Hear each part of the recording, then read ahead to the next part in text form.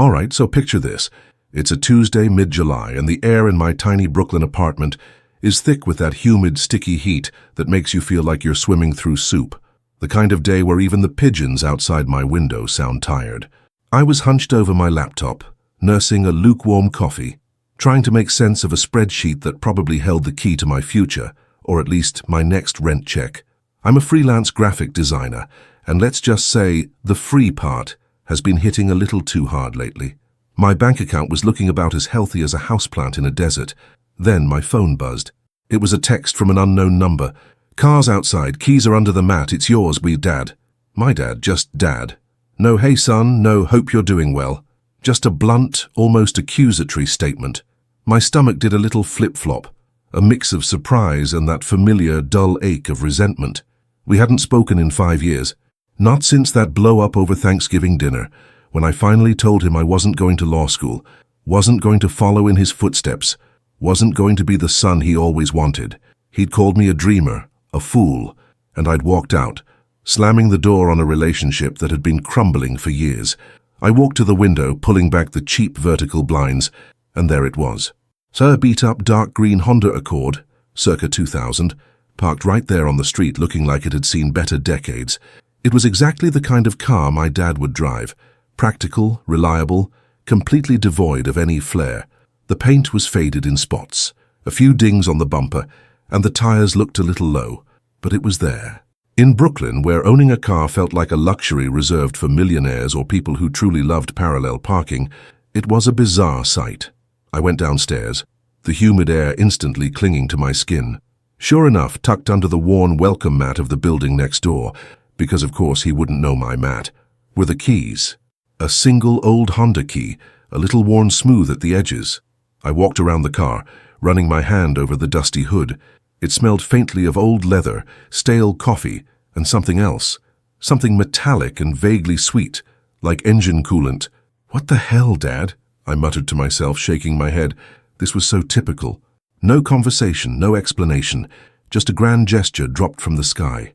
It felt less like a gift and more like a burden, a silent accusation wrapped in 4 wheels. I unlocked the driver's side door, and the interior hit me with a wave of nostalgia. The familiar pattern on the seats, the slightly loose gear shift, the faint scent of his aftershave that somehow still lingered after all this time. I remembered sitting in the passenger seat as a kid, my feet not quite touching the floor, listening to classic rock on the radio, my dad humming along completely off-key. Those memories were fleeting, overshadowed by the more recent ones of shouting matches and disappointed silence. I slumped into the driver's seat. It was surprisingly comfortable, worn in just the right places. The engine turned over with a low rumble, a reassuring sound. It wasn't a new car, not by a long shot, but it was a car. And right now, a car was exactly what I needed, even if I hated admitting it. See, I had this interview coming up. Not just any interview, but for a design position at a small independent film studio upstate. It was a long shot, but it was exactly the kind of creative work I'd been dreaming of. The only problem, it was in a town called Kingston, about 2 hours north, and public transport wasn't really an option for getting around once I was there. I'd been stressing about how I was going to manage it, how I was going to afford a rental car, how I was going to make a good impression without looking like some city slicker who couldn't even drive. And then this. The universe, or maybe just my estranged father, had dropped a solution right into my lap. It felt complicated, like accepting a life raft from someone who'd pushed you overboard. I called my best friend Leo, who lived a few blocks away. "You are not going to believe what just happened," I said, my voice still laced with disbelief. "Oh God, what now?" "Did your landlord finally decide to evict you for that rogue houseplant?" Leo joked, his voice crackling through the phone. "Worse, or better, my dad just gave me his car." There was a beat of silence. "Your dad? The one who thinks graphic design is just glorified doodling?" "The very same. It's his old Accord, the 2000 model. It's parked outside." "No way, dude, that's wild." "What's the catch?" Leo asked, always the pragmatist. "That's what I'm trying to figure out. He just texted me, no explanation, nothing." "Well, a car's a car, man. Especially with that Kingston interview coming up. You were stressing about how you'd get there." I know, it just feels weird. Like he's trying to buy his way back in or something. Or maybe he just didn't want to deal with selling it." I sighed, running a hand through my hair. "It's been so long, Leo. I don't know how to feel about it. Look, you don't have to feel anything right now. It's a car, a means to an end. Get it checked out, make sure it's safe for the trip, and then worry about the emotional baggage later. Maybe it's just a peace offering. Or maybe he's just getting old and sentimental, Leo suggested, trying to lighten the mood. Sentimental, my dad? The man who once told me emotions were a distraction from productivity. I scoffed, but a small part of me wondered. Had he changed? Was this some olive branch I was too stubborn to see? I spent the rest of the afternoon just sitting in the car, sometimes starting the engine, sometimes just listening to the city sounds filter through the slightly open windows. The sun was starting to dip, casting long shadows down the street. The car felt like a time capsule, a physical manifestation of all the unspoken words and unresolved issues between us. It was a tangible link to a past I'd tried hard to outrun, and now it was sitting right outside my apartment, demanding attention. I knew I needed to get it looked at before I even thought about driving it 2 hours upstate. An old car, a long trip, and a history with my dad that was anything but smooth. It was a recipe for disaster if I wasn't careful. This whole situation felt like a test, a strange, unexpected chapter in my life that I hadn't asked for. But hey, that's life, right? Sometimes the most unexpected things show up and completely derail your plans, forcing you to adapt. If you're following along with this story, and you've ever had something totally out of left field happen to you, hit that like button and let me know in the comments. It helps me know I'm not alone in this crazy journey. The next morning, I was up early, fueled by cheap coffee and a restless energy. The Accord was still there, gleaming faintly under the morning sun, looking a little less like a ghost and more like a challenge. I found a highly rated mechanic shop a few blocks away, Sal's Auto Repair, a no-frills place with a faded sign and the distinct smell of oil and exhaust fumes hanging heavy in the air. Sal himself was a burly guy with a thick mustache and grease permanently etched into the lines on his hands. He looked like he'd been fixing cars since before I was born. "Morning," I said, trying to sound confident as I handed him the keys. "Just got this car from my dad. It's an old Honda Accord 2000 model. I'm planning a trip upstate next week, so I just need a full checkup." "Make sure it's road ready, you know," Sal grunted, taking the keys and giving the car a once-over. "Accord, huh? Good cars. They run forever if you treat 'em right. Leave it with me. I'll take a look. Give you a call later this afternoon." I left the shop with a strange mix of relief and apprehension. Relief that the car was finally in competent hands, apprehension about what Sal might find. Old cars always had secrets, and this one felt particularly full of them. I spent the day trying to focus on work, but my mind kept drifting back to the Accord, to my dad, to the gaping chasm between us. The call came around 3 p.m. It was Sal. His voice was gruff, a little more serious than before.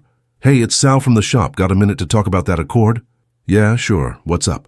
"Is it bad?" I asked, my heart doing a little thump against my ribs. "Bad? Nah. Weird? Definitely. Look, you gotta come down here. I need to show you something." "Okay. I'm on my way." The walk back to Sal's shop felt longer this time. My imagination was running wild. Was the engine shot? Was it going to cost me an arm and a leg, money I didn't have? Or was it something worse, something that would confirm my worst fears about my dad's intentions? When I got there, Sal was standing by the Accord, which was up on a lift, its underside exposed. He had a puzzled expression on his face, a wrench still in his hand. "All right, so I'm doing the usual checks, right?" he began, gesturing towards the engine. "Oil's good. Fluids are topped. Belts look decent for its age. But then I get to the timing belt cover and, well, see for yourself." He pointed to a section of the engine, a plastic cover that protected the timing belt. I leaned in, squinting. It looked normal? Then Sal took a rag and wiped away some grime, revealing a faint yellowish residue along the seam where the cover met the engine block. "See that?" he asked, tapping it with his wrench. "Looks like some kind of adhesive, like really strong glue. Someone glued this cover on." My brow furrowed. "Glued? Why would anyone glue an engine part?" "That's what I'm trying to figure out," Sal said, shaking his head.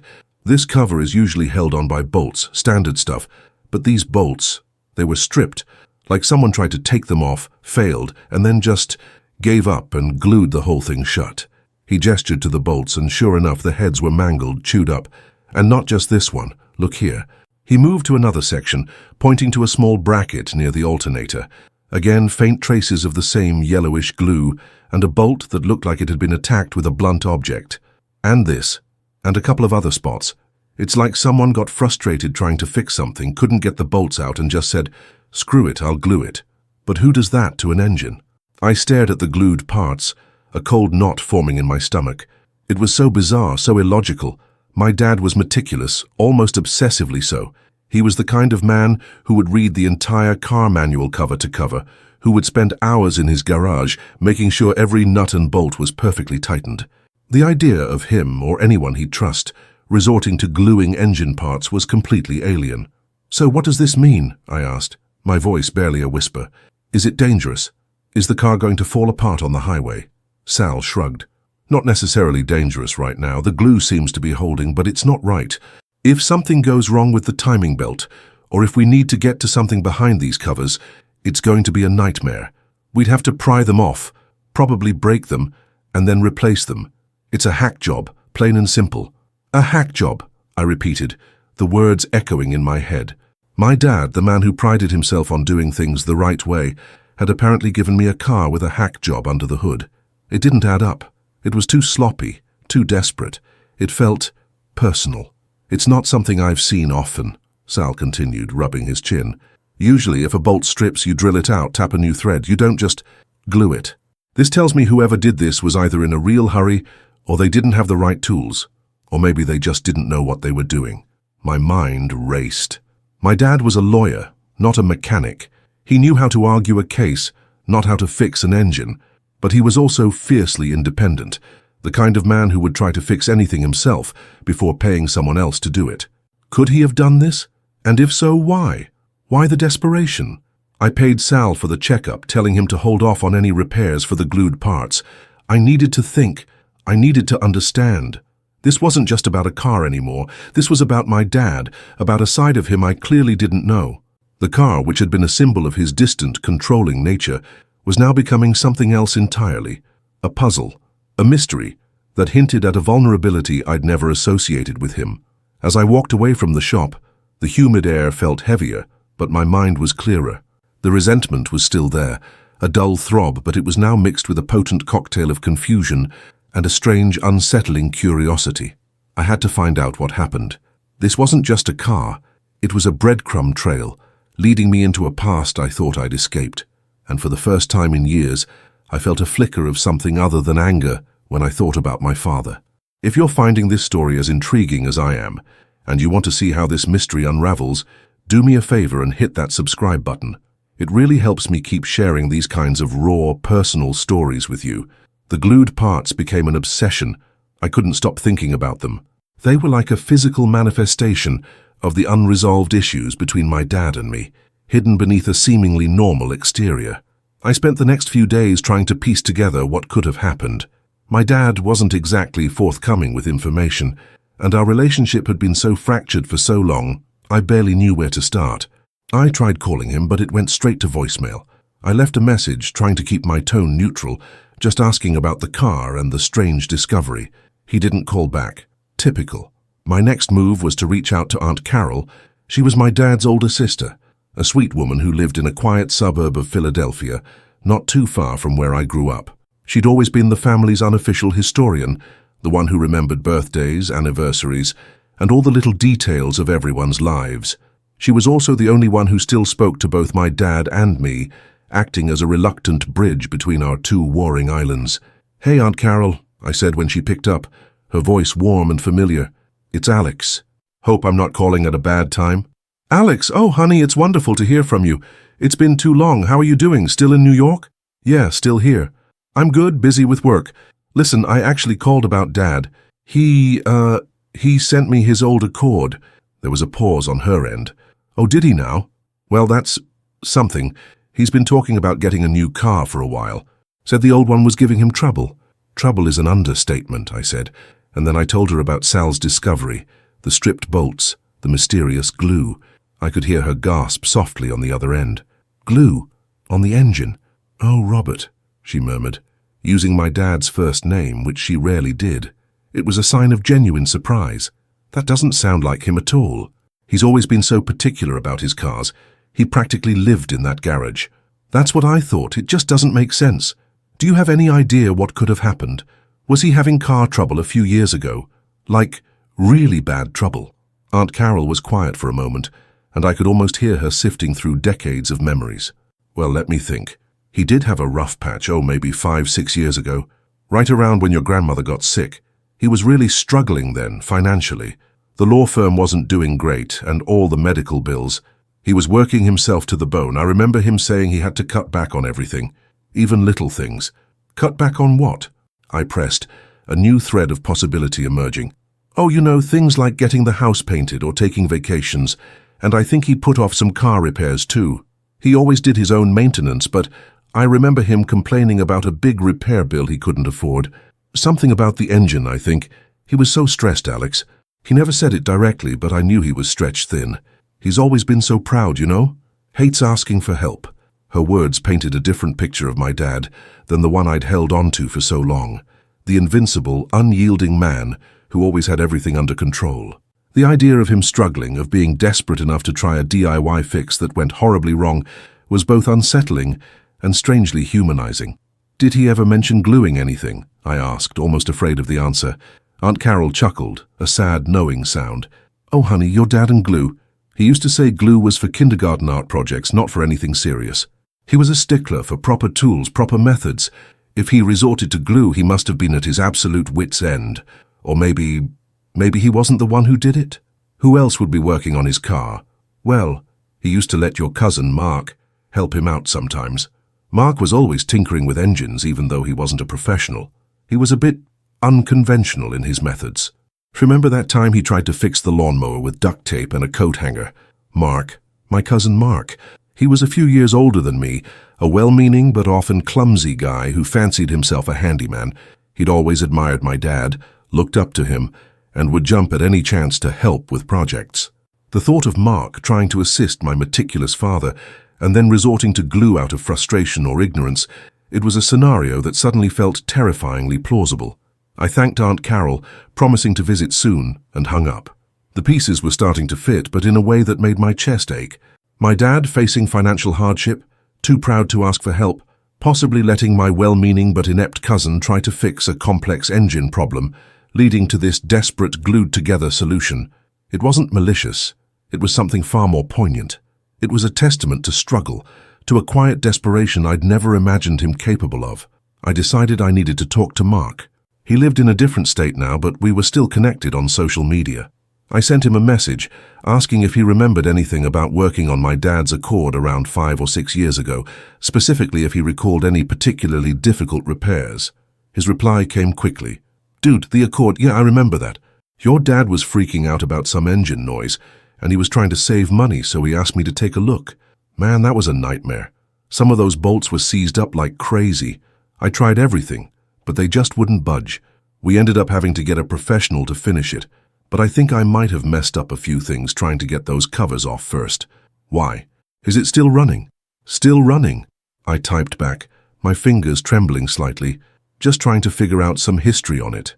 He didn't mention glue, but the messed up a few things part, combined with the seized bolts and my dad's financial stress, painted a vivid picture.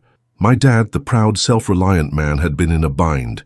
He'd tried to fix it himself, maybe with Mark's help, and when they couldn't get the bolts out, when the problem seemed insurmountable, he'd done something out of character, something desperate. The tension in my chest was no longer about resentment, but about a profound sadness. All those years I'd seen him as unfeeling, unyielding. He might have been quietly struggling, making compromises, doing whatever he could to keep things together. The glued parts weren't a sign of malice or neglect. They were a silent scream of a man pushed to his limits. This whole journey, this unexpected dive into my family's past, was turning out to be far more emotional than I ever anticipated. If you're still with me on this roller coaster of emotions, and you're starting to feel a different way about your own family history, hit that like button. It means a lot to know these stories resonate. The revelation about Mark and my dad's financial struggles hit me hard. It was like a dam had broken, and years of carefully constructed assumptions about my father were being washed away. The image of him, the stoic, unshakable man, was replaced by one of a desperate father trying to hold his life together, making do with what he had, even if it meant resorting to unconventional, even amateurish fixes. The glued parts weren't a slight. They were a testament to his quiet struggle, a desperate measure taken when options were scarce. I knew what I had to do. I had to go see him. Not to confront him, not to demand answers, but to understand, to bridge the gap that had grown so wide between us. The Kingston interview was still on my mind, but suddenly it felt secondary. This was more important.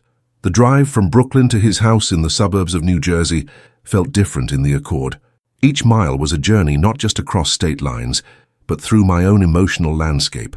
The familiar hum of the engine, the worn steering wheel under my hands, it all felt less like a burden and more like a connection. The car, once a symbol of our estrangement, was now carrying me towards a potential reconciliation. When I pulled into his driveway, the house looked exactly the same. The meticulously mown lawn, the perfectly trimmed hedges. It was a stark contrast to the chaotic, glued-together engine I'd just driven. I took a deep breath, the summer air heavy with the scent of freshly cut grass and distant barbecue smoke. I knocked on the door. After a moment, I heard footsteps and then the door opened. My dad stood there, looking older than I remembered. His hair was grayer, his shoulders a little more stooped, but his eyes, though surprised, still held that familiar intensity. "Alex," he said, his voice gruff, but with a hint of something I couldn't quite place. "What are you doing here?" I came about the car," I said, feeling a sudden awkwardness. The words I'd rehearsed in my head evaporated. He nodded slowly, stepping aside. "Come in." We sat in the living room, the silence thick with unspoken years. He offered me a glass of iced tea and we made small talk about the weather, about Brooklyn, about anything but the elephant in the room. Finally, I couldn't take it anymore. "Dad," I started. "I took the Accord to a mechanic, Sal's Auto Repair. He found some things. Some parts were glued." My dad flinched, just a subtle tightening around his eyes. He looked away, staring out the window at his perfect lawn.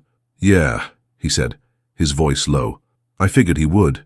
It was a long time ago. Mark told me he tried to help you out with it, and Aunt Carol mentioned you were having a tough time financially around then." He finally turned back to me, his gaze direct. "Your grandmother was sick. Medical bills were piling up. My firm, it wasn't doing well. I was trying to keep everything afloat. The car started making this terrible noise. I knew it was the timing belt cover, something serious.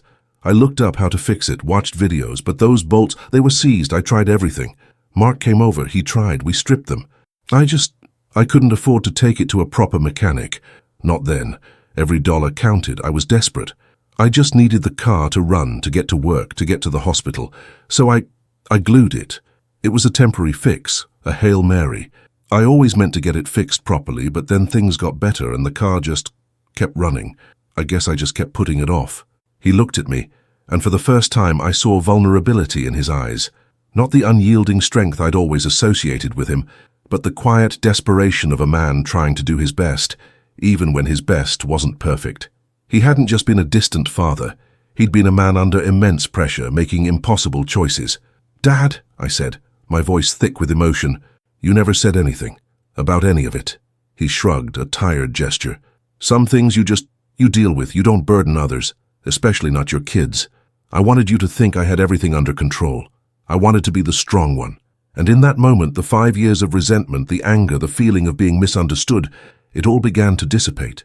It didn't vanish completely, but it softened, replaced by a profound sense of empathy. He wasn't just my father. He was a human being who had struggled, who had made mistakes, who had done what he thought was necessary to protect his family, even if it meant gluing an engine part. "The car, it's for your interview, isn't it?" he asked, changing the subject, a flicker of his old self returning. I nodded. "Yeah, Kingston. It's a big one. Good, you deserve it.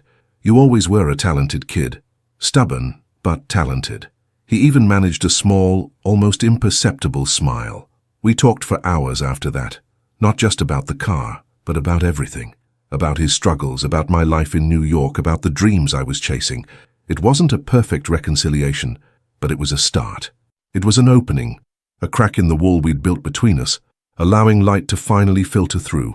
As I drove away that evening, the setting sun casting a warm glow over the suburban streets, the Accord felt different. It wasn't just a hand-me-down car. It was a symbol of a shared history, a testament to resilience and a bridge to a new understanding. The glued parts, once a source of confusion and suspicion, were now a quiet reminder of a father's hidden struggles and a son's newfound empathy. This journey, from a mysterious text to a heartfelt conversation, taught me that sometimes the most important answers aren't found in grand gestures or dramatic revelations, but in the small, overlooked details. Like a few drops of glue on an old engine, it taught me that people are complex, and their actions often have layers of meaning we can't see until we're willing to look closer, to ask questions, and to open our hearts. If this story resonated with you, if it made you think about your own family, or if you just enjoyed coming along for the ride, please give this video a thumbs up. And if you want to hear more stories like this, more raw, honest looks at life's unexpected twists and turns, make sure you hit that subscribe button and join our community. It means the world to me. Thanks for watching, and I'll see you in the next one.